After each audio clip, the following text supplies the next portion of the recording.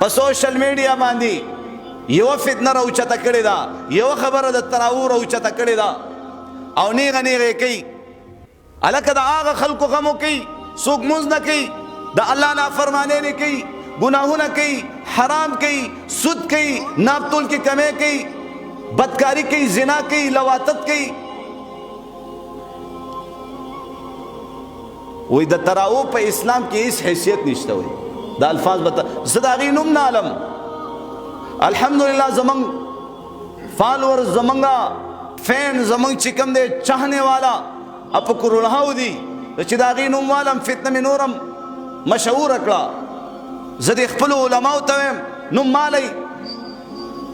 هر سړی، هر زنانه، هر سپین ږیری، نوجوان به سرچ کوي چې دا لا پکې کومه نمونه ده. موږ درته چی وو په یو سجده د تراو باندې 1500 نیکۍ دي، زموږ نه مني. موږ درته وایو د تراو په یو سجده باندې په جنت کې یو محل دی د یاقوتو زمرودو، داسې محل 18000 دروازې وي، د هرې دروازې په مخه کې به یو بهترین محلات وي، د سرو زرو یاقوتو نه به جوړ وي. والله العظیم د الله په ذات مې دې قسم وي چې کله ما تعالی مرګ راغی وګوره چې الله یې درکوي که نه درکوي. انشاءالله الله به ضرور راکوي. د محمد رسول الله فرمان قول چرتم غلط کېدی نه شي. تاسو د فتنو منئ او د محمد رسول الله نه منئ. الله رسول فرمایي من صام رمضان ایمانا و احتسابا غفر له ما تقدم من ذنبه. چاچی د رمضان المبارک روزه ونیوله د الله د رضا دپاره، غفر له ما تقدم من ذنبه، مخکینی ټول ګناهونه ورته الله معاف کړي. من قام رمضان ایمانا و احتسابا غفر له ما تقدم من ذنبه. پدی ورځو شپو کې، پدی شپو کې ودرېده عبادت دپاره، تراوو ته ودرېده، غفر له ما تقدم من ذنبه. الله رسول فرمایي مخکینی ټول ګناهونه ورته الله معاف کړي. او دا چې 10 ورځې مسلسل دا تراویح وکړي، 20 رکعاته تراویح وکړي، نو په آخري ورځ باندې دا د ګناهونو نه داسې پاک شوی چې تازه د مور نه پیدا شوی. د ګناهونو هغه ټول پیټې ته الله وورځي. 1400 کاله وشو په حرمینو شریفینو کې، اوسه پورې چرته د 20 رکعاتو نه یو رکعت کمې تراویح نه دي شوي. الله رسول 3 ورځې متواتر 20 رکعاته تراویح کړي دي، د جمع سره کړي دي، بے صحابه کړي دي. الله رسول په خاموشي اختیار کړي دا.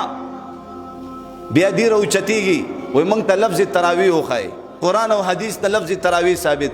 چې موږ یې ورته ثابتو، موږ ورته د مناظرې چلنج ورکو، مناظرې ته کینی نه. نو د علماو اختلاف دا څه دي؟ دا رحمت دی، پکې د حق او د باطل پته ولګي.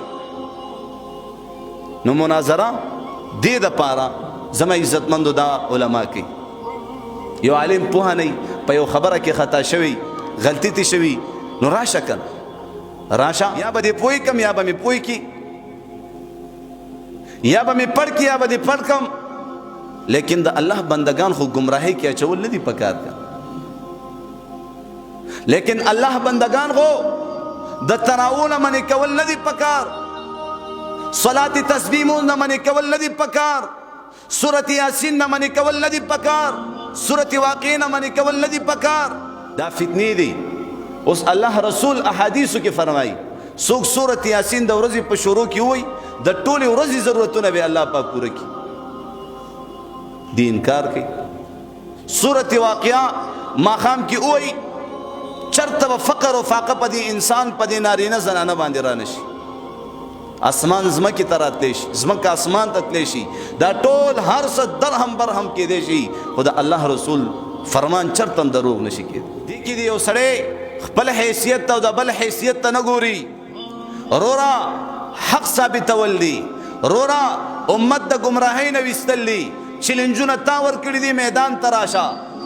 زمونږ اکابرین الحمدلله، زمونږ پیری طریقت رهبر شریعت حضرت پیر گوهر علی شاہ صاحب دامت برکاتهم العالیہ، مناظر اسلام وکیل احلاف حضرت مولانا مفتی محمد ندیم محمودی صاحب ورته باقاعده علی الاعلان د سوشل میډیا په ذریعه سره همدا خبره ورته کوي میدان ته راشه، یا راشه یا درځم، یا راشه یا درځم ادب او احترام کې بکینو مناظره به وکړو ها ته چې لفظ تراوی ته چې تراوی ثابت کا شل رکعت تراوی ثابت کا د محمد رسول الله نے ثابت کا د صحابو نے ثابت کا د تابعین او د تبع تابعین نے ثابت کا نو موږ ثابتولو ته تیاری خو تناس ته نه تیار پته ولګی دا کنه دال میں کچھ کالا کالا ہے اے نوجوانانو دا موږ چې درته چغي وهو زمنګ نه مانی او دا هغه خلکو مانی دا هغه خلکو خبر امرو چتی کړی دي